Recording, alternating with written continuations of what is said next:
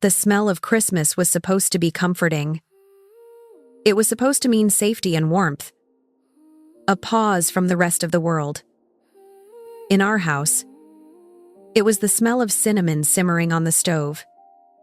The sharp, clean scent of pine from the 6-foot fir in the living room. And the rich, salty aroma of the glazed ham my father. Mark insisted on having every year. I had bought the ham. I had paid for the tree and the cinnamon sticks and the electricity that made the little white lights on its branches twinkle. I had paid for everything. I knew this, and they knew this. Hello, I'm delighted to assist you with our voice services. Choose a voice that resonates with you, and let's begin our creative audio journey together.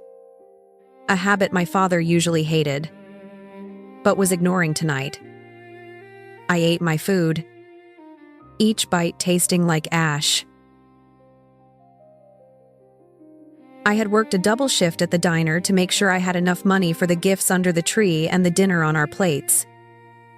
I was 24 years old, and all I felt was the bone-deep exhaustion of a woman twice my age. I watched my father saw at his ham. His movements were angry, the knife scraping hard against the ceramic plate. He hadn't said more than 3 words to me all day.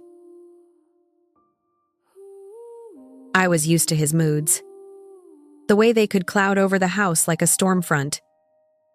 But this was something else. This was a storm that had already broken, and I was just waiting for the thunder. Finally, he dropped his fork. It clattered against his plate, a sound so loud in the quiet room that Sophie jumped and looked up from her phone. My mother flinched. Mark Calloway looked directly at me, his eyes flat and cold. The festive glow from the Christmas tree lights caught the silver in his hair, but there was no warmth in his face. There was nothing. "You're a burden, Aaron," he said.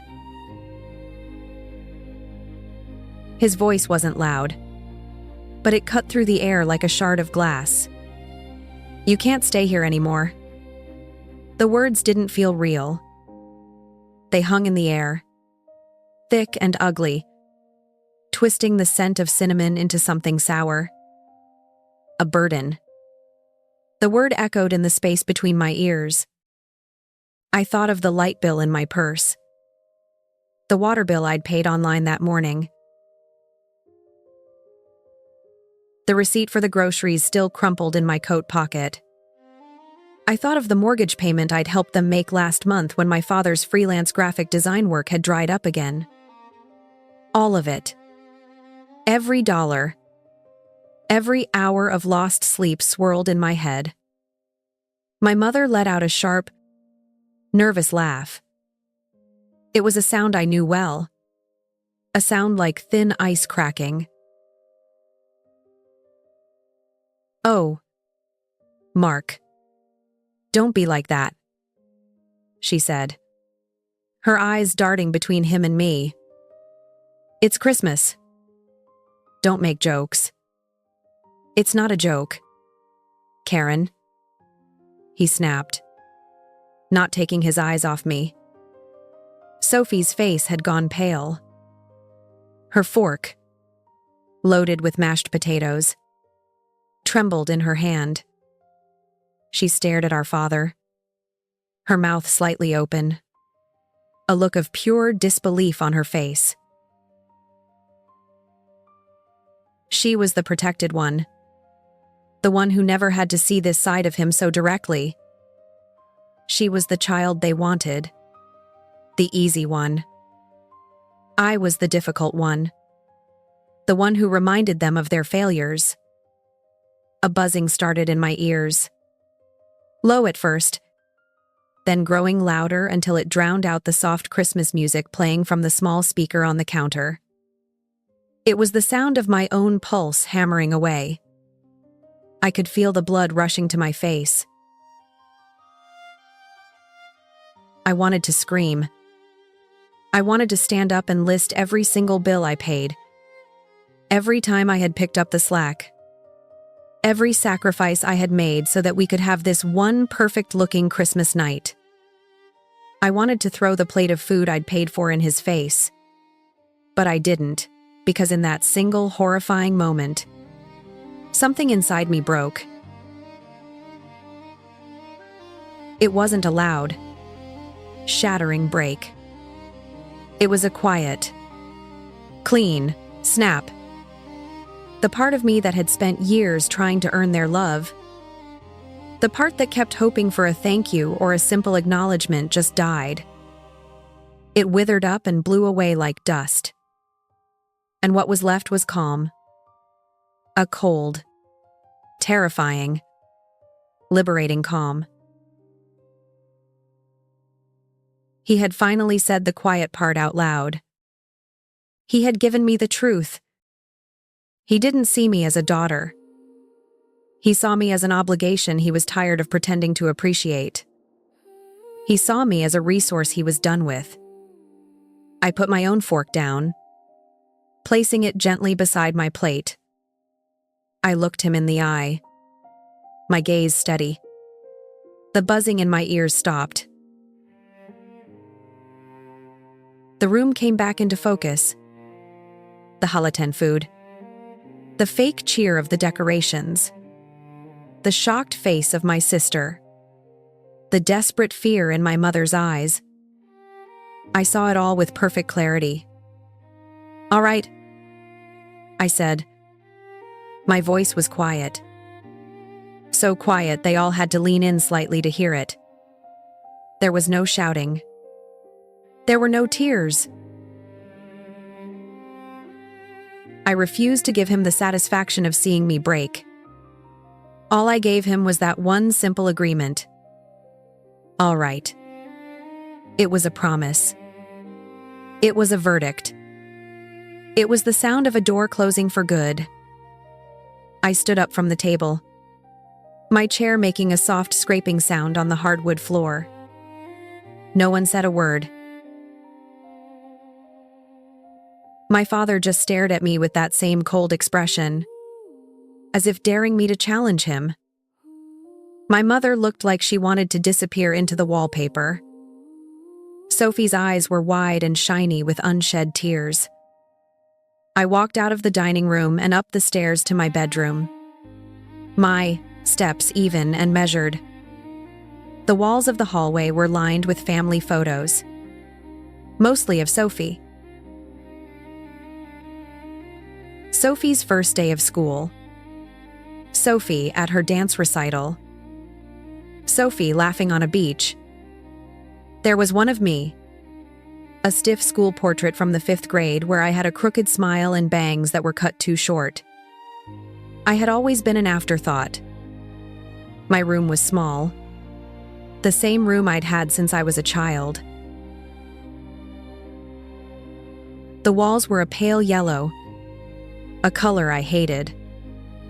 I had wanted to paint them gray for years, but my mother said it was too dreary. The single bed was pushed against one wall, covered in a quilt my grandmother had made before she died. It was the only thing in the house that felt truly mine. I didn't turn on the main light. I just switched on the small lamp on my nightstand and pulled my largest suitcase from the back of the closet. It was old and scuffed from the one and only time I'd gone on a vacation. A trip to the beach with my best friend Jenna after we graduated high school. It was the last time I'd felt truly free. I packed in silence. The house was a living thing around me, breathing with tension. The walls that had once been my whole world now felt like they were closing in, suffocating me with the weight of unspoken resentments and endless obligation. I could hear my parents' voices from downstairs. A low, muffled argument. Karen's voice was high and wavering, pleading. Mark's was a firm, angry rumble. The words indistinct, but the tone unmistakable. He was doubling down. He would never back down. I folded my jeans, my work uniforms, the few nice sweaters I owned. I packed my toiletries, the worn copy of my favorite book, the small box of letters Jenna and I had written to each other in college. I was methodical.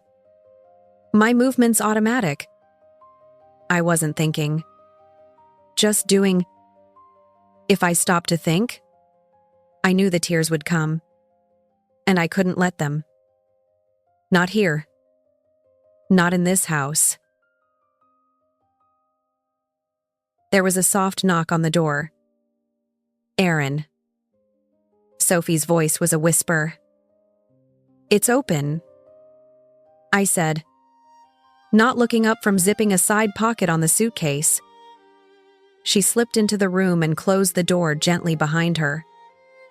Her eyes were wet and red-rimmed. She was clutching her phone in her hand like a lifeline.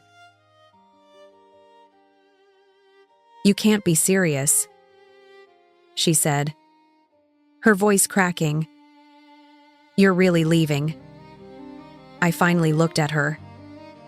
My little sister, the one I had practically raised, the one I loved more than anyone in the world, even when she was a part of the system that was crushing me.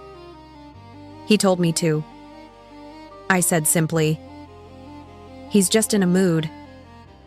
"He didn't mean it," she insisted, taking a step closer. "They can't do this. You pay for everything." The lights, the water. Mom doesn't even know how to log into the electric company's website. A bitter smile touched my lips. "Not anymore," I said. I stood the suitcase up on its wheels.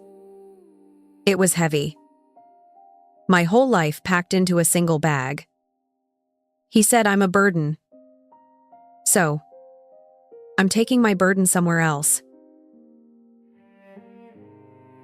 "That's not true.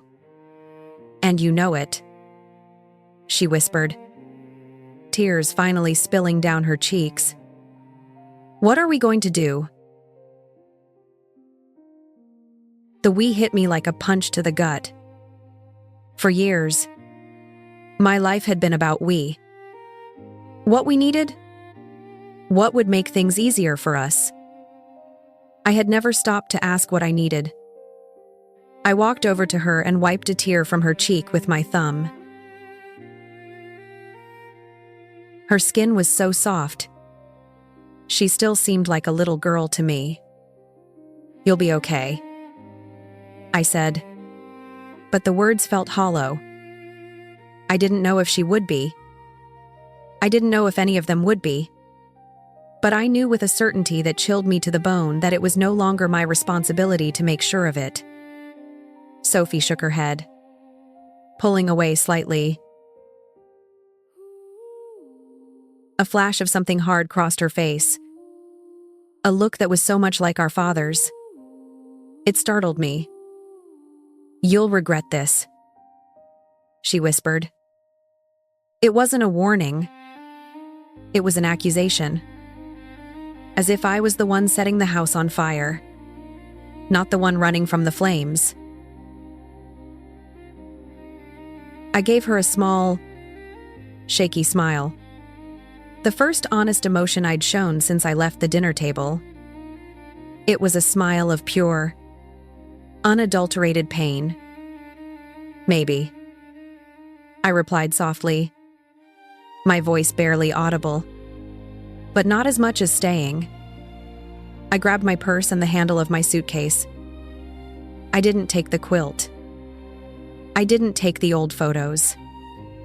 I left the ghost of the girl who used to live here behind.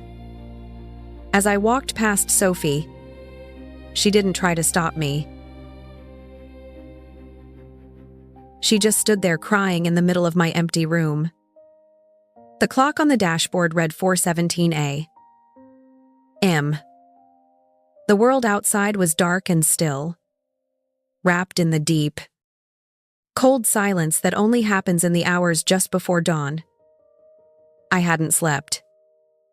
After leaving my room, I had sat in the dark of the living room, listening to the house settle. My father had gone to bed, slamming his bedroom door. My mother had moved around downstairs for a while, washing the dishes with loud, angry clinks before she too went upstairs. I heard her crying through the floorboards. I felt nothing. Now, standing in the driveway, the cold air bit at my cheeks and made my eyes water.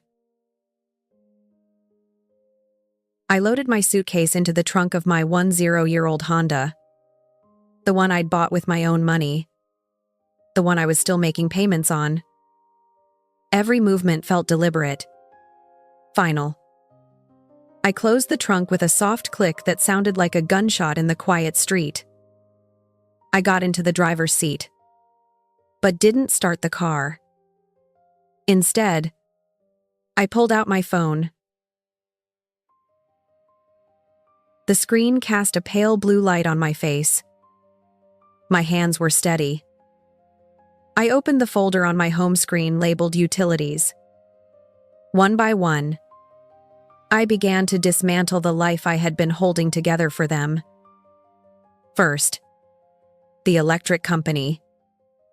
I navigated their clunky website to the cancel service page. Reason for cancellation? I typed. Moving. Effective date. I selected today's date. A small pop-up appeared. Are you sure you want to proceed?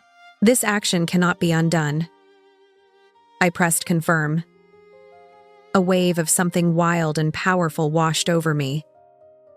It felt like freedom. Next, the internet. I logged into the provider's portal and initiated the cancellation. Then the water. The city's website was even worse. But I found the right form. Account holder. Aaron Calloway. Not for long. Click. Netflix. Hulu. The Amazon Prime account that my mother used for all her shopping. Every single account was in my name, linked to my bank account. I had set them all up years ago when my father's credit was shot, and my mother couldn't figure out how to do it. It had been easier that way. Easier for them. With each tap of my finger, I felt a cord snap. I was cutting them off. Not just financially, but completely. There would be no note on the kitchen counter.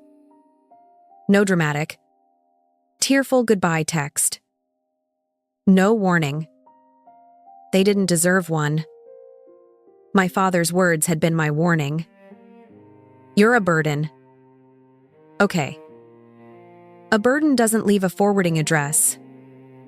By the time the first hint of gray light appeared on the horizon, I was done. I put the phone down, took a deep breath of the freezing air, and started the car. The engine rumbled to life, and I pulled out of the driveway without a single look back at the dark house. The drive north was a blur. The highway was empty. Just me and a few long-haul trucks. I put on a playlist Jenna had made for me years ago, full of angry, loud songs by women who screamed about betrayal and survival. I turned the volume up until the speakers vibrated. For the first time in years, I didn't have to worry about waking anyone up. 3 hours later, I was parked in front of Jenna's apartment building. It was an old brick walk-up in a part of the city that was a little rundown but full of life. I sent her a single text. I'm here.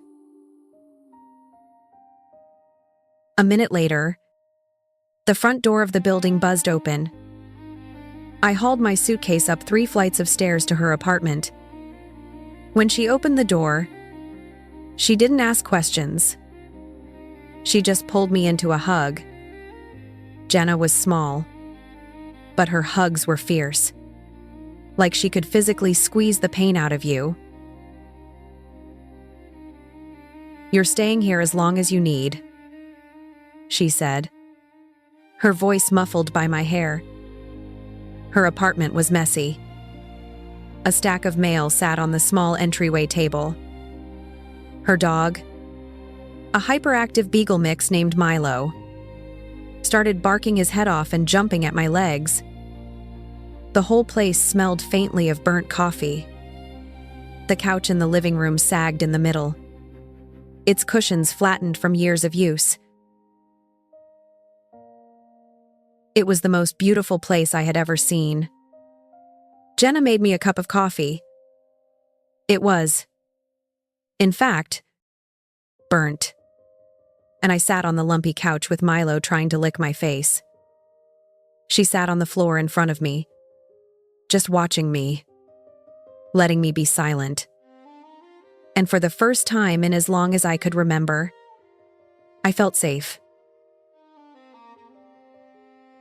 For 3 days, there was peace. A strange, unnerving, wonderful peace. I slept on Jenna's sagging couch, and I slept deeper than I had in years. I woke up not to the sound of my mother's passive-aggressive sighs or my father's stomping, but to the sound of Milo's tail thumping against a table leg. Jenna and I ordered pizza, watched stupid reality TV shows, and talked about everything and nothing. I didn't tell her the details of what had happened on Christmas night. Not yet. I just said I needed to get away. And she understood. My phone remained on silent, face down on the coffee table. I knew it was a ticking time bomb. On the 3rd day, it finally exploded. It started buzzing incessantly, vibrating so hard it skittered across the wood. I picked it up. The screen was a wall of notifications. 7 missed calls from my mother, 2 from my father that surprised me, and dozens of frantic texts from Sophie. I scrolled through them, my heart a cold, heavy knot in my chest. "Sophie, Aaron, where are you? Mom is freaking out." "Sophie, seriously. Answer your phone. This isn't funny."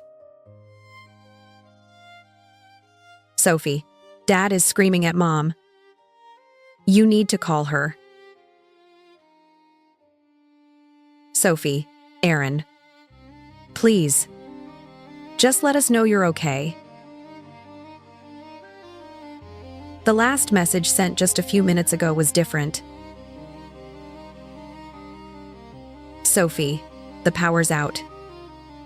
The Wi-Fi is gone. Dad's losing his mind." I almost laughed. A real, actual laugh. Sharp and humorless. Of course he was. His world, the one that ran so smoothly without him ever having to lift a finger, was starting to crumble. Just then, the phone started ringing again. It was my mother. For some reason, I answered it. Maybe I wanted to hear it for myself. Maybe I just wanted the satisfaction. "Aaron." Her voice was thin and panicked. "Oh, thank God. Aaron, something's wrong. The lights. Everything's off. The internet. The TV. Nothing is working. I tried to call the electric company, but they have all these automated menus. The bills." I cut her off. My voice was calm, steady, and completely devoid of emotion. It felt like I was listening to a stranger speak. "I didn't pay," I said. Silence. Not just a pause, but a complete hollow void on the other end of the line. I could hear her breathing, a shaky, shallow sound. I could picture her standing in the dark kitchen, her face etched with confusion. Then she spoke again, her voice a fragile whisper, the question that confirmed everything I already knew. The question that sealed her fate and my freedom. "You paid for these." The sheer, honest ignorance in her voice was staggering. For all these years, how did she think the lights stayed on? Did she believe in some kind of magic utility fairy? Or did she just choose not to see because seeing would mean having to be grateful? Seeing would mean acknowledging that her 2 4-year-old daughter was keeping their heads above water. "Who else did you think was paying for them?" "Mom," I asked. The question was soft, but it carried the weight of 1,000 silent sacrifices.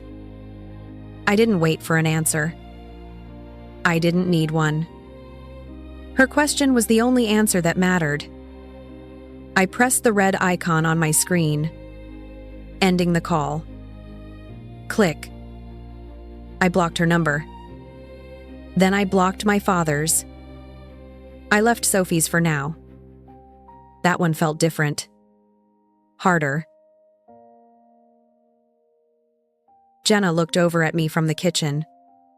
Her expression worried. "You okay?" I took a deep breath. The first full breath I'd taken in 3 days. "Yeah," I said, and I was surprised to find that it was the truth. "I think I am." I expected the next phase to be emotional warfare. Guilt trips from my mother. Angry voicemails. Maybe even a dramatic plea from Sophie. I was prepared for that. I had spent my whole life navigating their emotional minefields. What I didn't expect was retaliation. The next morning, while I was drinking another cup of Jenna's terrible coffee, my phone buzzed with a different kind of notification. It was an email from my bank. Subject: Security alert. A recent login to your account was made from a new device. A cold dread washed over me, instantly souring the taste of the coffee. The device location was listed as my hometown. My old desktop computer. He was trying to get into my bank account. A minute later, another alert. This time for my credit card. Suspicious password reset attempt. Then another for my email. He was systematically trying to break into my life to take back the control he had lost. The shock quickly hardened into a cold, protective anger. This wasn't just about money anymore. This was a violation. My phone rang. It was Sophie. I answered immediately. "He's losing it," she whispered, her voice tight with fear. I could hear rustling in the background like she was hiding in a closet. "Aaron, Dad's on your old computer. He's been on it for hours." "I know," I said grimly, looking at the alerts on my phone. "My bank is blowing up my email. He's using that notebook Mom kept." Sophie rushed on, her voice cracking. "The little blue one? The one with your old passwords and security questions from when you first got email?" I felt sick. I remembered that notebook, My mother had started it when I was a teenager. A place to keep track of important information. My first email password. The answer to my security question. What was the name of your first pet? It was all in there, written in her neat, looping cursive. Something that had once seemed like a caring maternal habit was now being used as a weapon against me. It was a list of all my vulnerabilities compiled by my own mother and handed to my father. Tell him he's wasting his time, I said, my voice harder than I intended. I changed all those passwords years ago. He can't get in. I had updated everything when I got my first real job, moving to a secure password manager. Thank God for small miracles. Sophie was quiet for a moment. I could hear her ragged breathing. He's not thinking straight. Aaron. He keeps saying you ruined us. He's yelling that you stole from him. That all the money in your account is his because you lived under his roof. The logic was so twisted, so narcissistic that it almost took my breath away. In his mind, my income was his property. My existence was a service I owed him. My leaving wasn't an act of self-preservation. It was theft. My chest tightened. Not with fear for myself, but for Sophie. She was trapped in that house with him, with his rage escalating. Sophie, listen to me, I said, my voice low and urgent. Is your bedroom door locked? Yes, she whispered. Keep it locked. Don't go near him. If he tries anything, and I mean anything, if he yells at you, if he tries to get in your room, if you feel unsafe for even a second, you call me. You hang up and you call me right away. Do you understand? Okay, she squeaked. I'm serious. Soph. Don't try to handle it. Don't try to calm him down. That's not your job. It had always been my job, but not anymore. Now, all I could do was try to protect my sister from the fallout of the fire I had finally stopped trying to put out. I hung up the phone, my hand trembling slightly.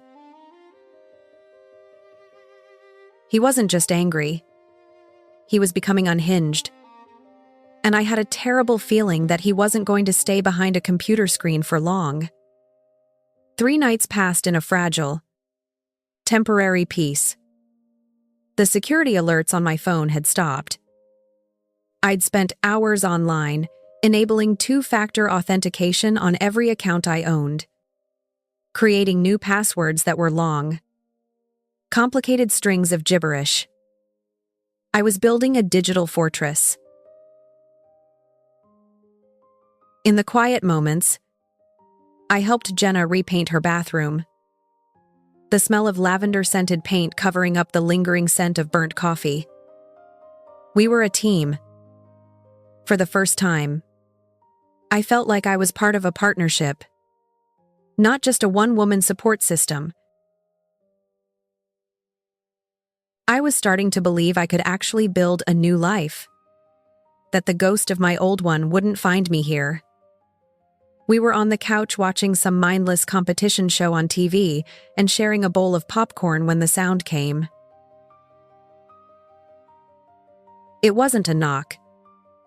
It was a slam. A heavy, violent pounding that seemed to shake the entire apartment. Jenna and I both jumped, popcorn scattering across the floor. Milo, the beagle, shot up from his bed and started barking furiously at the door. Another slam. Harder this time. Boom. Boom. Boom. It was the sound of pure, unrestrained rage. Jenna muted the TV, her eyes wide with fear. "Are you expecting anyone?" she whispered, already knowing the answer was no. I didn't have to guess. I knew. A cold, heavy certainty settled in my stomach. He had found me. The digital fortress wasn't enough. He had come to break down the physical one. "Aaron, I know you're in there. Open this door." My father's voice. It was a roar distorted by the thick wood of the door, but unmistakable. It was the same voice that had called me a burden, now bellowing in the hallway of my safe place, turning it into a cage. "Don't answer it," Jenna breathed, grabbing my arm. Her hand was trembling. I stood up slowly, my legs feeling like they were filled with cement. I walked to the door and looked through the peephole. The fisheye lens warped his face into a grotesque mask of fury. His skin was blotchy and red. His fists were clenched at his sides, and his eyes were wild, unhinged. This wasn't the silently cruel man from the Christmas dinner table. This was a man who had lost all control. This was a man who looked dangerous. I stepped back from the door, my own fear a cold knot in my throat. But underneath the fear was that same strange calm that had descended upon me in the dining room. This was not a family dispute. This was a threat.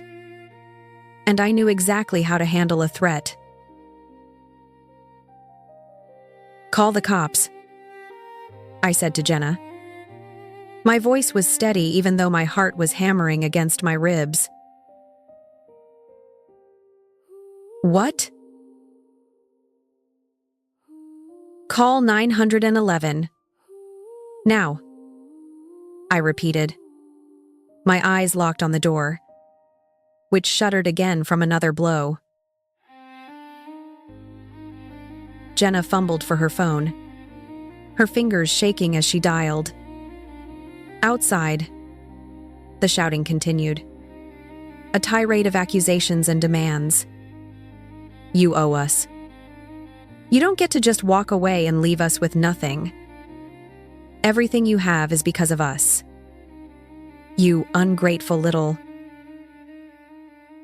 His words were meant to hurt, to shame me into submission. But they didn't. All they did was confirm that I had made the right choice. He didn't want a daughter. He wanted a possession, an asset that had run away.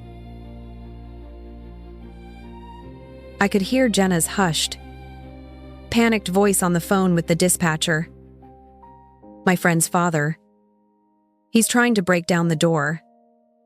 Yes. 3B. Please hurry."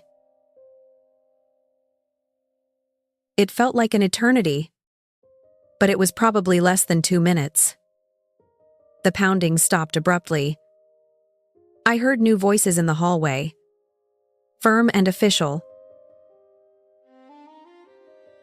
"Sir, you need to step away from the door. She's in there. She owes me," my father yelled, his voice cracking with desperation. "Sir, put your hands behind your back." I risked another look through the peephole. 2 police officers had him, one on each arm, pushing him against the opposite wall. The hallway was suddenly painted in flashing strokes of red and blue light from the stairwell window. As they cuffed him, my father twisted his head, his wild eyes searching for the peephole, as if he could see me through it. "You'll regret this, Aaron," he shouted, his voice echoing down the hall as they dragged him away. "You'll regret turning your back on your family." I leaned my forehead against the cool wood of the door, taking a deep, shuddering breath. Jenna came and stood beside me, putting a comforting hand on my back. I didn't flinch. I didn't cry. I just listened to his voice fade away down the stairs until all that was left was the sound of Milo whining softly at my feet. He was wrong. I wouldn't regret this. This was the first decision I'd ever made that I knew with absolute certainty I would never regret. The arrest bought me a few days of quiet. A restraining order was filed. My father was released on bail with a stern warning to stay away from me. I knew it wouldn't hold him for long, but it was a piece of paper, a legal boundary that I could now enforce. It felt like progress. I started looking for my own apartment, a small studio, anything that was mine and mine alone. I was trying to move forward, to build a life where I didn't have to look over my shoulder. Then my phone buzzed with a text from Sophie. My stomach clenched every time I saw her name, torn between my love for her and the toxic world she represented. "Sophie, I'm so sorry about Dad. Are you okay?" "Me, I'm fine. Are you?" "Sophie, he's not here. He stayed at a friend's." "But Aaron? Mom's acting weird. She's been cleaning out your room and the garage." A new kind of alarm went off inside me. It wasn't about physical safety, but something almost as violating. "Me? What do you mean? Cleaning them out?" A picture message came through. It was a photo of the back of my old Honda parked in the driveway. The trunk was open and inside were my old camera bag and my laptop case. My blood ran cold. The next text confirmed my fear. "Sophie, she's selling your stuff. She said you abandoned it. She's taking it to the pawn shop downtown. The car, too. She found the spare key." Rage, pure and white-hot, surged through me. That car was my freedom. That laptop held my college essays, my photos, my entire digital life. That camera was the one expensive thing I'd ever bought for myself. A hobby that brought me a small measure of joy. They weren't just things. They were mine. And my mother, my own mother, was stealing them. "I have to go," I said to Jenna, grabbing my keys. "Aaron, wait. Is it safe?" "I don't care," I snapped, my voice tight. "She's not getting away with this." The drive back to my hometown was fueled by adrenaline and a sense of righteous fury. This was so much worse than my father's desperate attempts to get into my bank accounts. This was a calculated act of theft and betrayal by the one person who was supposed to be my protector. I pulled up to the house. The sight of it, the neat lawn and the welcoming blue door, made me sick. My mother was on the front porch sorting through a box of my old books. She looked up when my car door slammed, her face hardening into a defensive mask. She wasn't holding the key to my car. She was holding the title. "What are you doing here?" she asked, her voice sharp. "You know why I'm here," I said, walking straight up to her. I stopped at the bottom of the porch steps, putting myself on her level. "You stole my car, Mom." She actually scoffed. The sound was so dismissive, so utterly lacking in remorse. It staggered me. "Don't be so dramatic. It was sitting in the driveway. You weren't using it. You abandoned it when you abandoned us. It is registered in my name. I make the payments on it. It is legally my property. Give me the key and the title," I said, my voice dangerously low. "No," she said, crossing her arms. "You don't deserve it. Not after what you did. You called the cops on your father. Your own father. He tried to break down my door," I shot back, my voice finally rising. "You are stealing from me? Hello, I'm delighted to assist you with our voice services. Choose a voice that resonates with you, and let's begin our creative audio journey together." My anger cooled, replaced once again by that chilling, absolute clarity. I pulled out my phone. Her eyes narrowed. "Who are you calling, Sophie? To tattle on me?" "No," I said calmly, my thumb hovering over the keypad. I looked her straight in the eye. "I'm calling 911. Her face went slack with shock, then crumpled in disbelief. "You wouldn't." I dialed the first number. 9? "Aaron!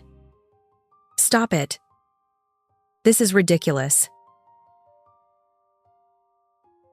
I dialed the second one. "You can't do this to me. I'm your mother," she shrieked, her voice rising to a hysterical pitch as she finally understood I was serious. I dialed the last number. 1, and pressed call. "Hello? 911. What is your emergency?"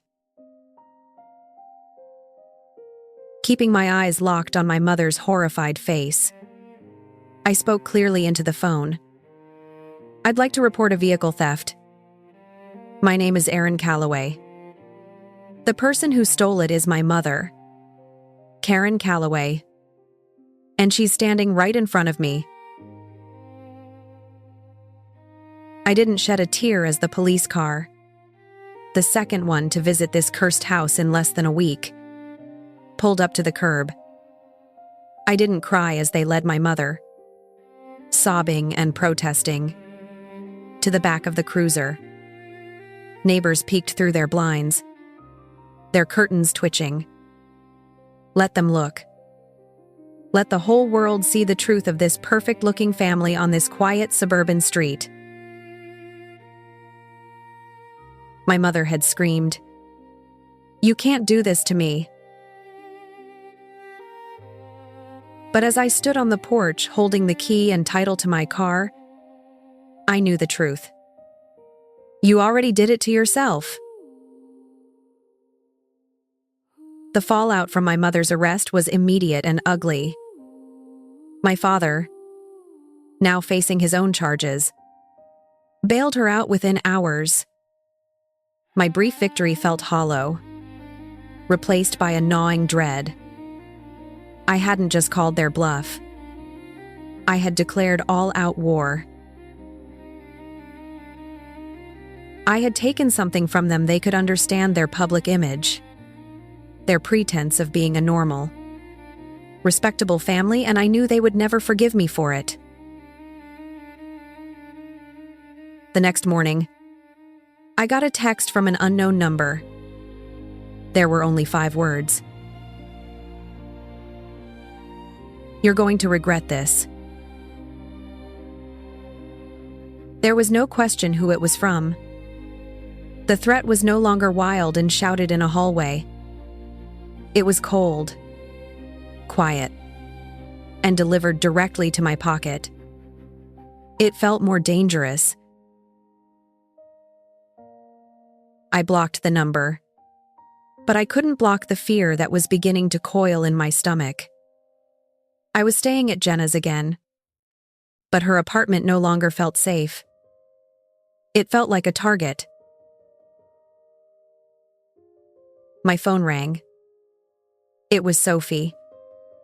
I answered on the first ring. "Aaron," she whispered, her voice trembling so badly I could barely understand her. She was crying. "He's out. Dad bailed her out this morning." "I know. Soph. I figured he would. Are you okay?" "No." She choked out. "He's here. They're both here. They're screaming at each other about you." He said, "Oh God. Aaron. He said he's coming for you. He said he's going to finish this." The world tilted. Finish this. What did that mean? The ambiguity was terrifying. "He just got in his car," she sobbed. "He's leaving. I think he's coming to your friend's place. You have to get out of there. Please. Aaron. Go somewhere." But I wasn't going to run. Not anymore. I had run once and he had followed. This time, I was going to stand my ground. But my first thought was of Sophie. "No. Sophie. You need to get out of there now. Pack a bag. Just the important things. I'm coming to get you." "What? No. Aaron. Don't. He'll see you.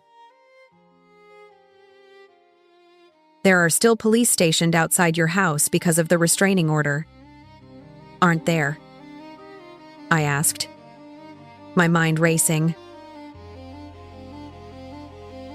After my mother's arrest for theft, the police had promised to keep a patrol car nearby for a few days. Yes. But no buts. Pack your bag. I'll be there in 3 hours. We're getting you out. I'll call the local police and tell them I'm coming to retrieve my sister and my remaining property, and that I have a restraining order against my father. I hung up before she could argue. My hands were shaking, but my purpose was clear. I couldn't build a new life for myself while my sister was a hostage in that war zone. The drive was the longest 3 hours of my life. I called the police dispatcher as I drove, explaining the situation in a calm, flat voice. They assured me the officer on duty would be aware of my arrival. When I pulled onto my old street, the sight of the patrol car parked across from the house was the only thing that kept my heart from beating out of my chest. Sophie must have been watching from the window because she ran out the front door the second I parked. She threw 2 duffel bags in my back seat and jumped in the passenger side, her face pale and tear-streaked. "He's not back yet," she said breathlessly. "Let's just go." "Not yet," I said, my jaw tight. "He doesn't get to scare us away." I got out of the car and walked with Sophie back into the house one last time. We moved quickly, grabbing her laptop, her treasured books, a box of photos. Every sound from outside made us jump. And then it happened. Headlights flooded the driveway, sweeping across the living room wall. My father's truck pulled in, blocking my car. He stepped out, his face a thundercloud. He saw me, and for a second he looked surprised. Then his expression curdled into pure hatred. He started walking towards us, his fists clenched. "You think you're better than us?" he spat, his voice low and menacing as he reached the porch where Sophie and I stood frozen. I pushed Sophie behind me. I looked at the man who was my father, this stranger filled with poison, and I felt the last bit of fear inside me burn away, leaving only a hard, cold core of strength. "I know I am," I said, my voice steady and clear. It was the truth. It was the simplest, most profound truth of my life. And I had finally said it to his face. His eyes widened in fury. He took a step forward, raising his hand. And in that moment, I wasn't sure what he was going to do, but he never got the chance. The officer from the patrol car was suddenly there. A solid, uniformed presence stepping between us. "Sir!" "That's close enough," the officer said, his voice calm but unyielding. "You're in violation of a restraining order. Leave the premises now." My father stared at me over the officer's shoulder, his eyes burning with a look of such profound hatred it was almost pitiable. He had lost.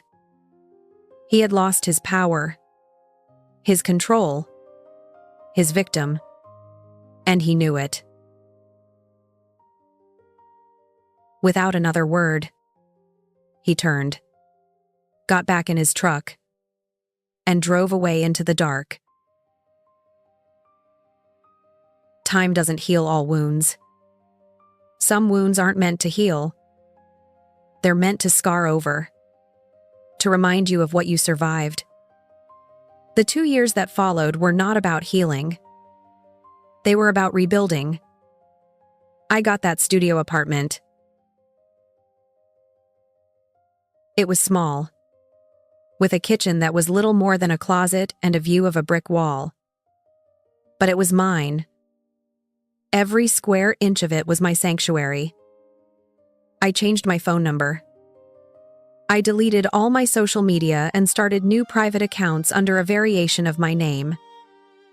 I cut every last tie, snipping the final frayed threads that connected me to Mark and Karen Calloway. If this story touches something in you, it would mean a lot if you subscribed to the channel and shared this video, so I can keep growing and creating more stories like this. Sophie lived with me and Jenna for the rest of her senior year of high school. It was crowded and chaotic, but it was safe. She got a part-time job and a therapist. She slowly started to untangle the years of guilt and obligation that had been woven into her. She learned that she was not responsible for her parents' happiness. She learned that she was allowed to have her own life. I never spoke to my parents again. I never had to. They were ghosts. Figures from a past life that no longer had any claim on me. 2 years after that final ugly confrontation in the driveway, Sophie turned 18. She had been accepted to a state university 4 hours away. On a hot, sunny August morning, I helped her pack up my little Honda. She didn't have much, just 2 duffel bags and a few boxes of books. But everything she had was her own, earned and chosen. We drove to her college, the windows down, singing along badly to the radio. The campus was beautiful, full of old brick buildings and huge shady oak trees. We found her dorm room, a tiny cinder block walled space that she would share with a stranger. It smelled like fresh paint and new beginnings.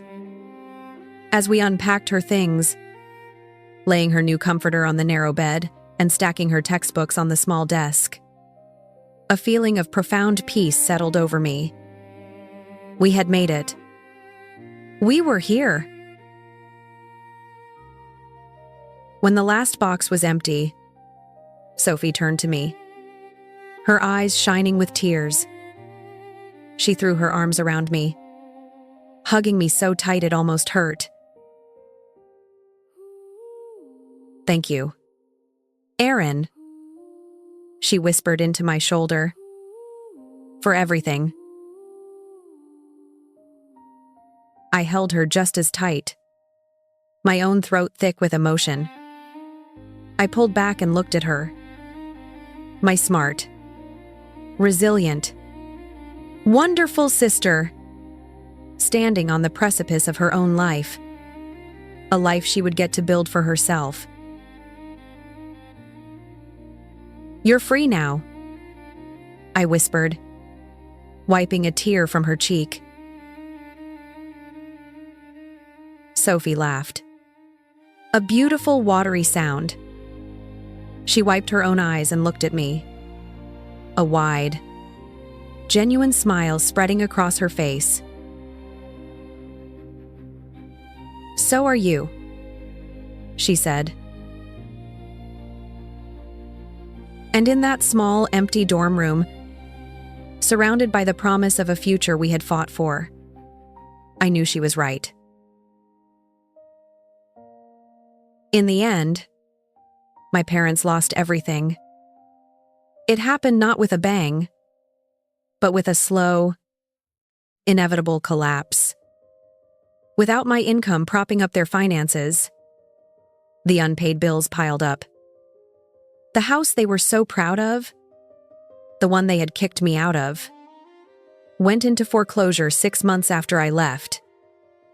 My father's freelance work was too sporadic, and my mother had never worked a day in her adult life. Their arrests had made them notorious in our small town. Their reputation ruined. No one wanted to hire the angry man whose family drama was public knowledge. They drifted. They moved into a cheap apartment in the next town over, then another one after that. Sophie heard from them occasionally. Desperate, rambling voicemails left on her birthday or holidays. A few times letters arrived for me at Jenna's old address, forwarded by the post office. They were written in my mother's handwriting. The envelopes thin and cheap with no return address. They were filled with pleas for forgiveness, for money, for a connection they themselves had severed. I never opened them. I threw them away unopened into the trash. There was nothing they could say that would matter. Forgiveness was a currency they hadn't earned and that I no longer carried. Some nights when the city is quiet and the only sound is the hum of the refrigerator in my small kitchen. I remember that Christmas dinner. I can still smell the ham and the pine. I can still see the cruel, dismissive smirk on my father's face as he pronounced his sentence on me. "You're a burden, Aaron." The words don't sting anymore. They hang in my memory, not as an insult, but as a diagnosis of his own blindness. He had never seen the truth. He had never understood that the person he was throwing away was the only thing holding his fragile world together. I was never the burden. I was the backbone. I look around my quiet apartment at the life I built with my own 2 hands. A life filled with peace and real, chosen love. It's not a grand life, but it's an honest one. And it's mine. They made their choice, I say softly to the empty room. And I made mine.